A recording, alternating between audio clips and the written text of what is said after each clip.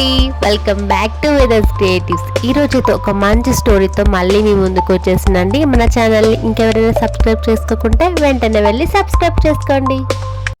ఒక తోటకు కాపలా ఉన్న సూరయ్య చెట్ల ఆకులను ఏదో జంతువు వచ్చి తింటుందని గమనించాడు. ఈ విషయం రాజుకు తెలిస్తే ఏమవుతుందని చాలా భయపడిపోయాడు. ఆకాశం నుండి రెక్కల ఏనుగు కిందికి దిగింది. ఆకులు మేసి ఆకాశంలోనికి ఎగిరింది. ఆశ్చర్యంతో సూరయ్య దాని తోకను పట్టుకొని అలా వింత లోకానికి చేరాడు. తిరిగి వచ్చాక అతను చెప్పిన మాటలు ఎవరైనా నమ్మారా? అసలు అక్కడ ఏం చూశాడు తను? తెలుసుకోవాలనుకుంటా ఫుల్ వీడియోను చూసేయండి. స్టోరీ నేమ్ వచ్చేసి రెక్కల ఏనుగు. రెక్కల ఏనుగుతో సూరయ్య చేసిన వింతలోక ప్రయాణం గురించి ఈ స్టోరీలోనైతే తెలుసుకుందామండి. వీడియోకి ఒక లైక్ ఇవ్వడం మాత్రం అస్సలు మర్చిపోకండి.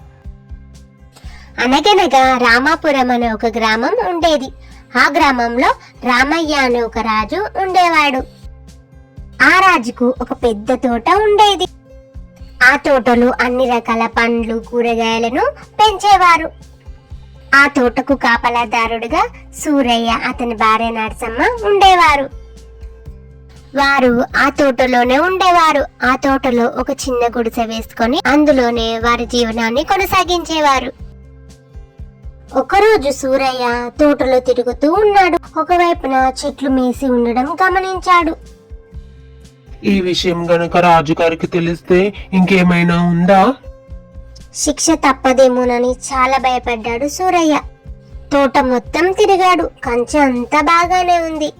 మరి జంతువులు ఎలా లోపలికి వచ్చాయి అనుకున్నాడు సూరయ్య. అతనికి ఏమీ అర్థం కాలేదు. ఆ రోజు నుండి రాత్రి సూరయ్య మాటు వేసి కాపలా కాశాడు. పున్నమి రాత్రి వచ్చింది. ఆ వెన్నెల వెలుగు తోటంతా వ్యాపించింది. సూరయ్య చాలా జాగ్రత్తగా చూస్తున్నాడు. ఇంతలో ఆకాశం నుండి ఒక అద్భుతం జరిగింది. ఆకాశం నుండి ఒక కాంతి నెమ్మదిగా తోటలోకి దిగింది. అది ఒక అందమైన రెక్కల ఏనుగు. సూరయ్య రెక్కల ఏనుగును చూసి చాలా ఆశ్చర్యపోయాడు. ఆ ఏనుగు తోటంతా తిరిగి తనకి ఇష్టమైన ఆకులను తినేసింది. సూరయ్య నెమ్మదిగా ఏనుగును వెంబడించాడు. ఉదయం కావస్తోంది. ఏనుగు ఒక్కసారిగా గీంకరించింది. అలా గీంకరించి పైకెగిరింది. సూరయ్య కూడా వెంటనే దాని తోకను పట్టుకొని ఆకాశంలో పయనించాడు. అయ్యయ్యో, నేను ఎగురుతున్నానే. ఊరు చూడు ఎంత చిన్నగా కనిపిస్తుందో. ఈ ఏనుగు నన్ను ఎక్కడికి తీసుకెళ్తుందో చూద్దాం. వింతలోకం రానే వచ్చేసింది. అక్కడ ఎటు చూసినా రత్నరాశులే. భవనాలు బంగారంతో మెరుస్తున్నాయి. వాటిని చూసిన సూరయ్య చాలా ఆశ్చర్యపోయాడు. అమ్మో, ఇన్ని రత్నరాశులే! నా జీవితంలో నేను ఎప్పుడూ వీటిని చూడలేదు. ఇంకా ఏమేమి ఉన్నాయో అంటూ సూరయ్య మొత్తం తిరగడం మొదలు పెట్టాడు. పాములు తూకలపై లేచి పడగలు విప్పి నాట్యం చేస్తున్నాయి.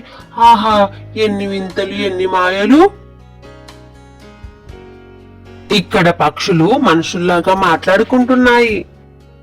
అరే రే, జంతువులు కూడా ఆకాశంలో ఎగురుతున్నాయే. ఇది ఎక్కడి వింతరా బాబు! వాటిని చూస్తుంటే సూరయ్యకు మతిపోయినంత పని అయింది. తినాలనుకుంటే ఆహారం ప్రత్యక్షమవుతుంది. ఏది కావాలంటే అదే వస్తుంది. సూరయ్యకు ఎంత తిన్నా కడుపు నిండట్లేదు. అబ్బా, మేఘాలతో తయారు చేసిన మంచాలు, పడుకుంటే గాల్లో తేలినట్టుగా అనిపిస్తుంది. అక్కడి ఇల్లులు వెలుగులతో మెరిసిపోతున్నాయి. వాటిని చూసి సూరయ్య ఇలా అనుకుంటాడు. ఇలాంటి ఒక ఇల్లు భూలోకంలో మాకుంటే ఎంత బాగుండునో. అక్కడున్న బంగారు ఆకులకు వెండి పూలను చూసి సూరయ్య చాలా ఆశ్చర్యపోయాడు. అమ్మో, వెండి పూలే ఎంత అందంగా ఉన్నాయి. ఇలాంటి పువ్వులు మా తోటలోని చెట్లకు పూస్తే ఎంత బాగుండునో. అక్కడ ఉన్న పెద్ద అద్దాల గదిని చూసి సూరయ్య ఇలా అనుకుంటాడు.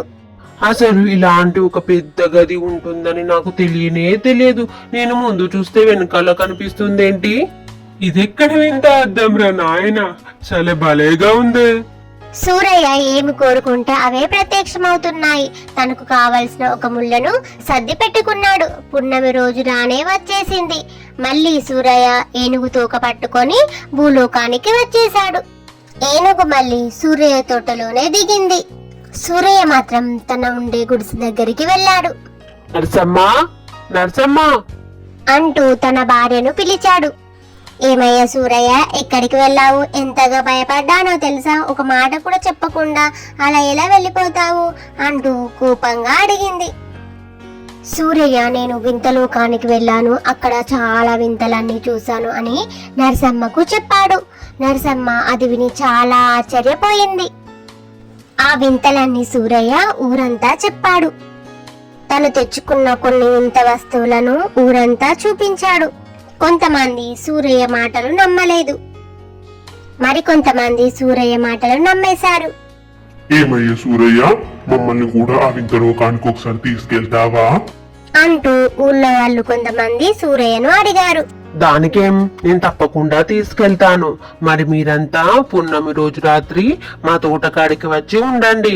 అప్పుడు రెక్కల ఏనుగు వస్తుంది, మనమంతా మళ్ళీ వింత లోకానికి వెళ్ళొచ్చు అని చెప్పాడు సూరయ్య. పున్నమి రోజు రానే వచ్చేసింది. అందరూ చూస్తుండగానే రెక్కల గుర్రం తోటలోకి దిగింది. తనకు కావలసిన మేత మేసింది. ఉదయం కాబోతుండగానే మళ్ళీ గీంకరించి పైకి ఎగిరింది.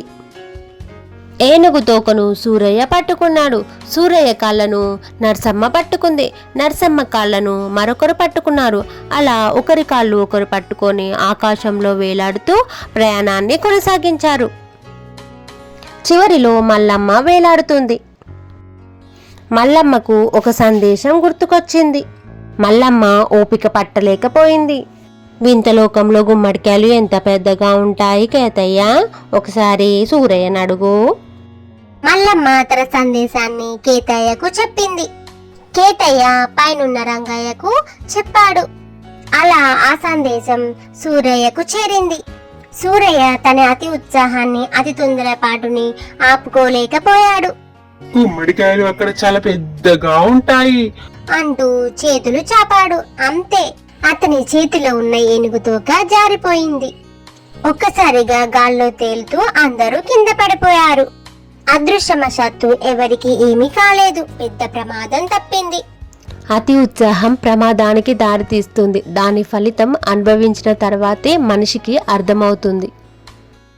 చూశారు కదా ఫ్రెండ్స్, స్టోరీ నచ్చిందా? స్టోరీ నచ్చితే మన ఛానల్ని సబ్స్క్రైబ్ చేసుకొని అలాగే ఈ వీడియోకి ఒక లైక్ ఇవ్వడం మాత్రం అస్సలు మర్చిపోకండి. తిరిగి మరొక మంచి వీడియోతో మళ్ళీ కలుద్దామండి.